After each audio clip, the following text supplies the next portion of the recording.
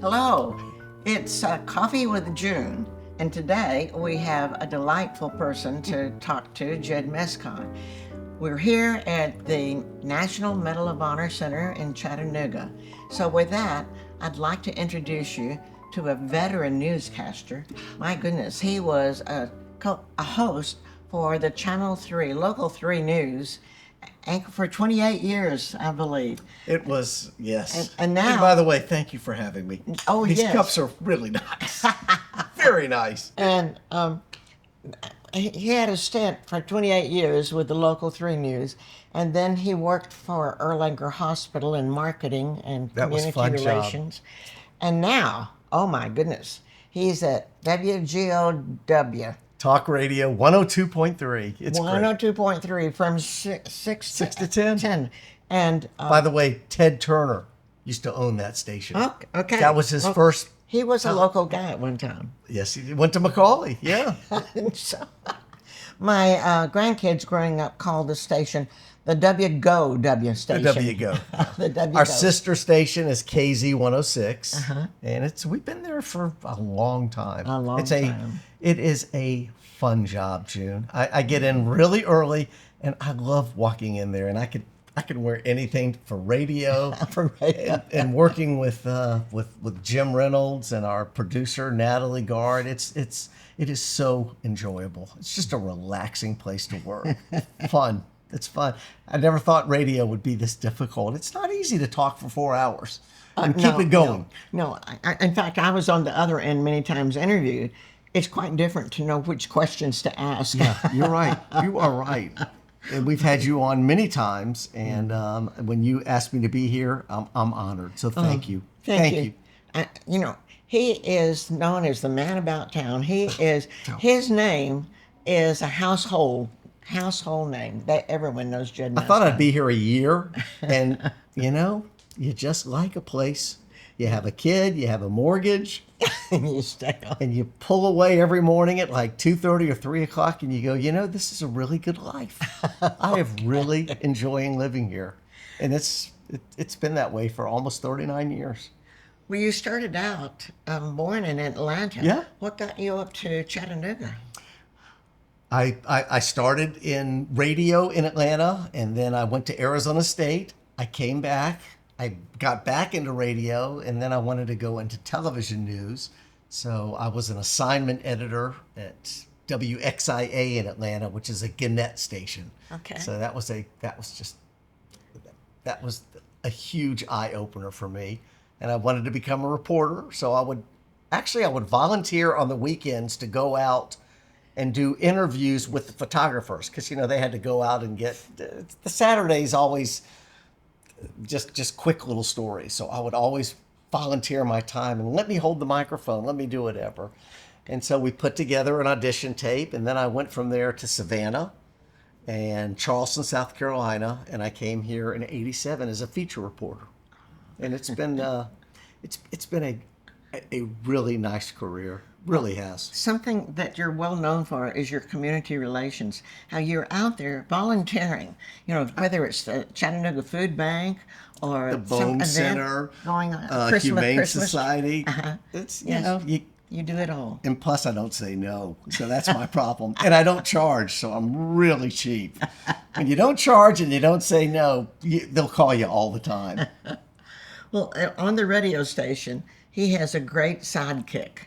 JR. And JR is famous in his own right, and he has done all the mocks. Basketball. UTC, basketball, football. For 40 plus years. He's been the voice of the mocks. He's in 3 Hall of Fames. Yeah. I've learned so much from him. He's a huge history buff. He's got 6 daughters. We gave him a surprise party. I gave him a surprise party on May 1st when he turned 70, and he was speechless. It was the greatest moment, just to not hear him yell or be cranky. He was actually teary-eyed because his brothers and his sister came down from Chicago. It was really, it was very nice. Yes. Well, you invited the public to come out to the restaurant, Yeah. the breakfast restaurant, and I was able to go and see this. And to see you walk in, it was And- great. and all the presents. I mean, they were jokes. I mean, the best thing The about pin diapers was fantastic. You know, for the age, that you can wear playing basketball. It was great. He's got a great sense of humor. the best part, Jed, of your being announcer, being a host for programs and so forth, is your humor. Now, I'm, for one, not interested in the news much more because the news is just so depressing to me. It's humorless, yes. It's all these different opinions, but when people call in with their opinion to talk with you, you listen to them, but you don't necessarily always have to agree with them, but you listen and listen to But their you know, voice. the problem with talk radio these days, they don't call anymore, they text. Oh. So we get hundreds of texts in the morning. We beg for people to call in the way talk radio used to be. But now I just read texts all morning, and it's just not the same as it used to be. That's the only disappointment about talk radio is you miss that interaction because people love to live their lives through the callers, and they're sitting there driving going, well, maybe my life isn't that bad listening to this person. So, you know, Well, but it's that's the way it is these days. Speaking of callers, in Chattanooga recently, we had tremendous flooding, closed down our major arteries of highways in Chattanooga. I understand that you were able to talk to one of those heroes, It was great. He works for EPB, and Electric Power Board. right, the electric power board, and he was sitting in traffic, and he looked over and he sees this woman just, I mean, she almost drowned. The water was that high. Yeah. So he jumped into the water, was treading water, broke out her back window, pulled her out, and the way he told the story. And the best thing about it is his mom called in and she goes, God, you just don't know how proud I am of my son. I mean, that's just so typical of Chattanooga. And the people, they just don't, they will give and they will give and they will give. You know, you look at this part of the country and man, they are just, they have great hearts. Yes. And with something like this, I've gotten so many calls today from businesses saying, you know, unlimited cleaning supplies for any apartment or for any home that was ruined by the flood. It's just typical. I mean, look where we are right now. Look at this beautiful facility surrounded by the world's largest freshwater aquarium and the philanthropy and what Mr. Lupton did back in the late 80s and 90s. And people said, a fish tank? I mean, that is the giving spirit of this town.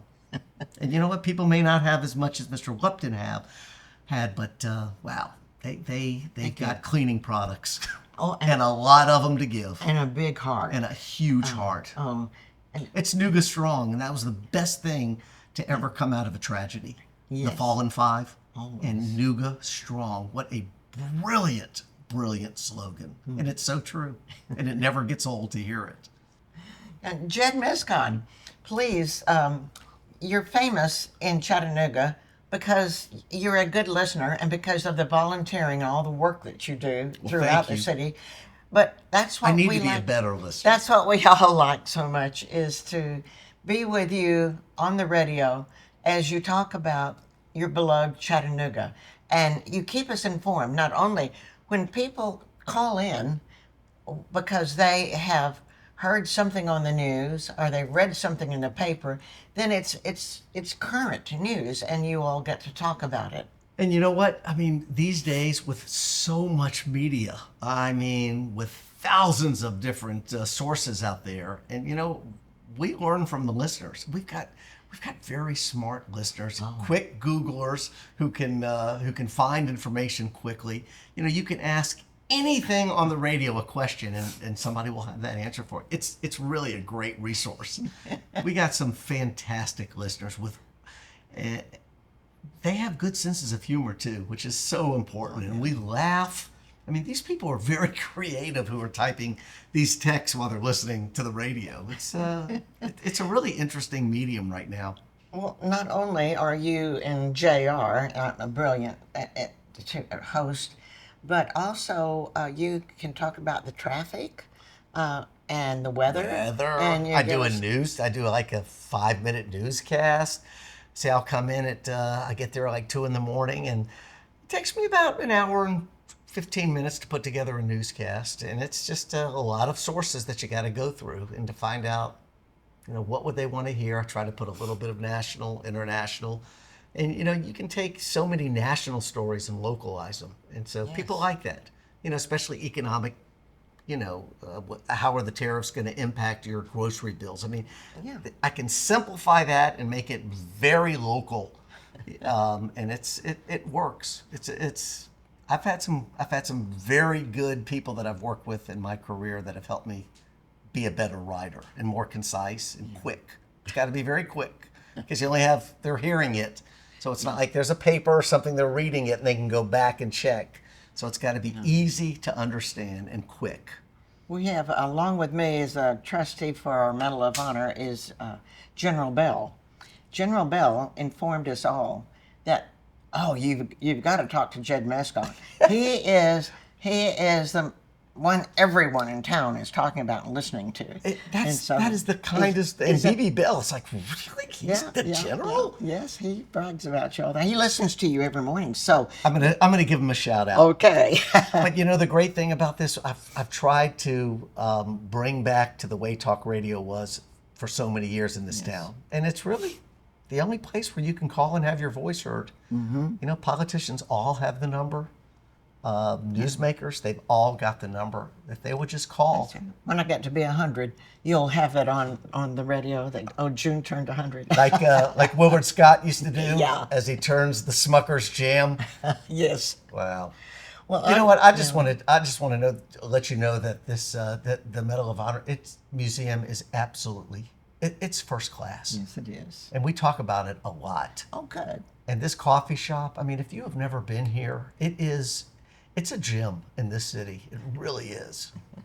And I think about this all the time because the man who I replaced at the radio station was Kevin West. Mm-hmm. And Kevin died unexpectedly. It was one of the darkest days for most of us at that station. It was just horrible because he had transferred to be the public relations person at the Chattanooga Police Department and just died suddenly. But he was so active in the Navy, and he has a brick that we all bought that's outside.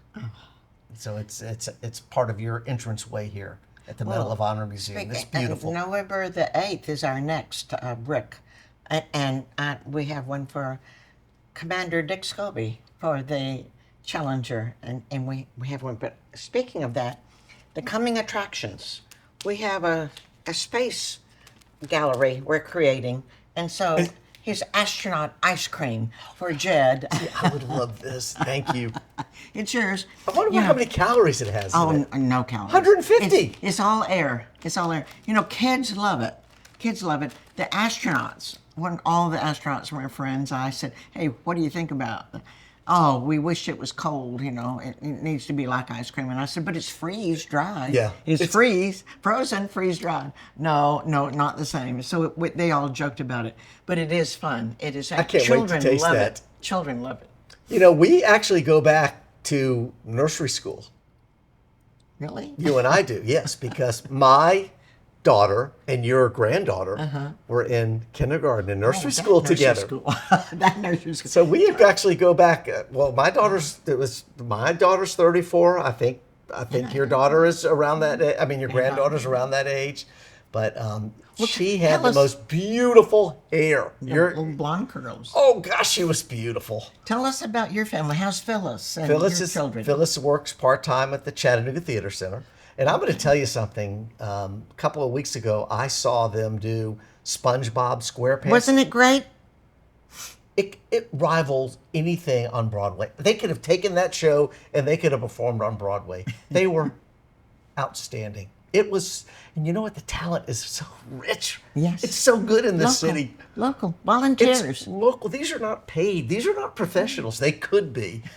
But, and I'll give credit to what Nick Wilkerson has done with Tivoli and Memorial. Yes. I mean, it's just, come on. 20 years ago, would you see Jerry Seinfeld's coming to Memorial Auditorium? I mean, these are great guests and performers that want to be in Chattanooga right now.